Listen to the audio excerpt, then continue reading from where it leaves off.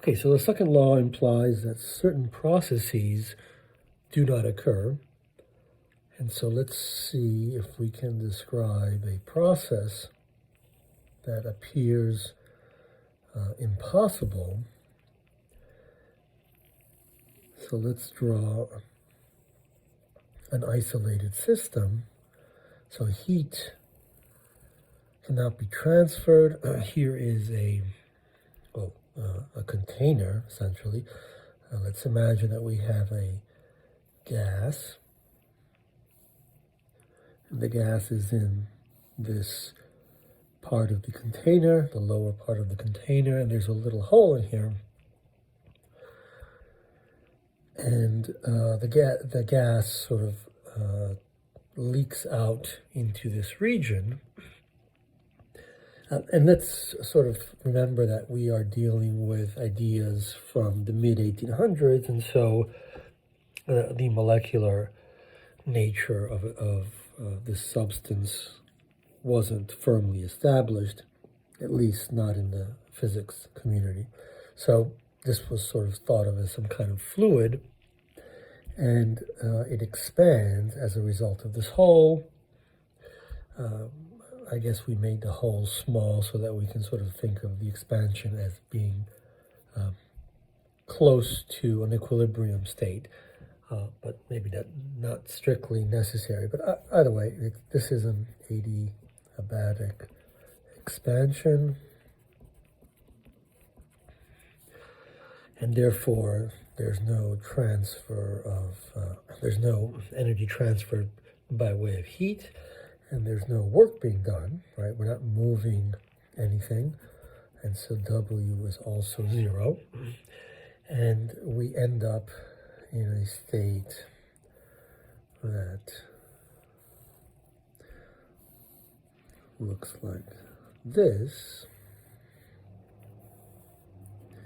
So we still have a hole here, but the gas is everywhere. So we just draw that, fills the entire container up, and we can ask, what about the process of going from there, in other words, the reversed process, back to the initial state? So can we end up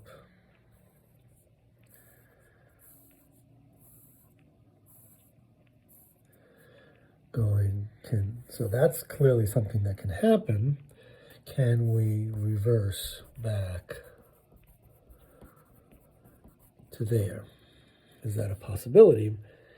And it seems like there are reasons. We can think of ways of doing this, but regardless of how we do this, we'll find that it won't involve this kind of process, this kind of physics. So for example, we have to compress the gas, so it looks like the work will not be 0. And so that this suggests irreversibility, that this is an irreversible process.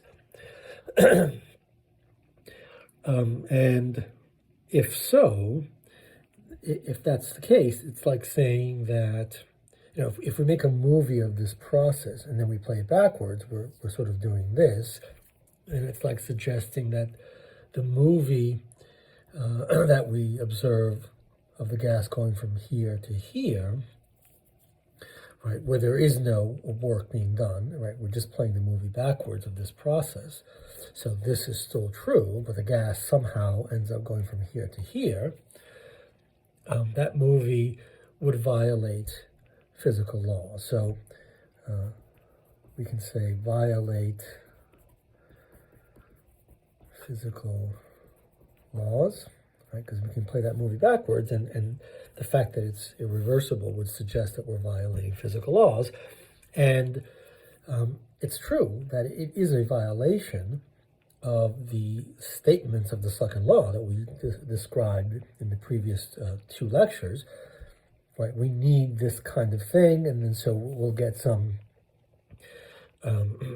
difference here, and it is it violates the second law. So it's right, violates second law, but it doesn't violate any other laws. So no violation of other laws. And so we really want to understand this more deeply. And when we get to thinking about the gas in terms of molecules, we'll see that, in fact, we really want to change this from thinking of it as a law to thinking about it as a likelihood statement about the future configuration of matter and energy, the future configuration of the gas in this case. It actually is not a violation of physical laws. It's just that it's unlikely for the system to evolve in this way. But we won't be able to understand this until we get to thinking about these kinds of processes in terms of molecules.